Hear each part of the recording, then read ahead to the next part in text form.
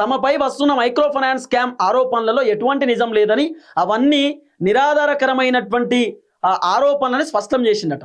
తమ కుటుంబం గౌరవానికి భంగం కలిగించేందుకు ఎవరో కావాలనే ఈ తప్పుడు ప్రచారాన్ని చేస్తున్నారని ఆయన ఆరోపించిందట.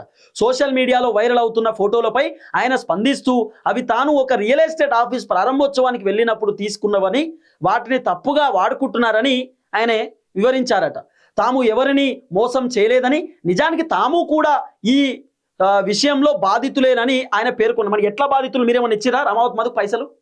1 కోటి రూపాయలు 2 కోట్ల రూపాయలు రమావత్ మధుకి ఏమైనా పైసలు ఇచ్చిరా? మీరు కూడా బాధితులు ఎట్లా అవుతారు? ఇప్పుడు ఏమంటున్నారు బాధితులు ఎట్లాంటే, మమ్మల్ని బద్నాం చేశారు కాబట్టి మేము కూడా బాధితులమే. శివ చౌహాన్ చెప్తున్నటువంటి మాట. ఈ వివాదంలో తన అక్క మంగ్లీకి ఎటువంటి సంబంధం లేదని, ఆమె పేరును అనవసరంగా లాగుతున్నారని ఆయన ఫైర్ అయ్యారట. ఏం చెప్పాలి ఫైరు? మీ ఫైరు ఇగో, తనపై మరియు తన కుటుంబంపై తప్పుడు ప్రచారం చేస్తున్న వారిపై పరువు నష్టం దావా వేస్తామని ఆయన హెచ్చరించారట. అసలు నీ అకౌంట్లో పైసలు ఎట్లా పడ్డాయో చెప్పు. నువ్వు డిఫెండర్ కార్లో కర్ణాటక పోయినవా పోలేదా చెప్పు. రమావత్ మధుతో నువ్వు రెగ్యులర్ ఫోన్ టచ్లో ఉన్నవా లేదా చెప్పు. ఆయన ఏమంటాడు, ఇంకా నా బ్యాంక్ అకౌంట్ చెక్ చేసుకోండి అంటాడు. చెక్ చేస్తారు, ఇప్పుడు పోలీసులు చెక్ చేస్తారు, మొత్తం డేటా బయటపడుతుంది. జరాగు.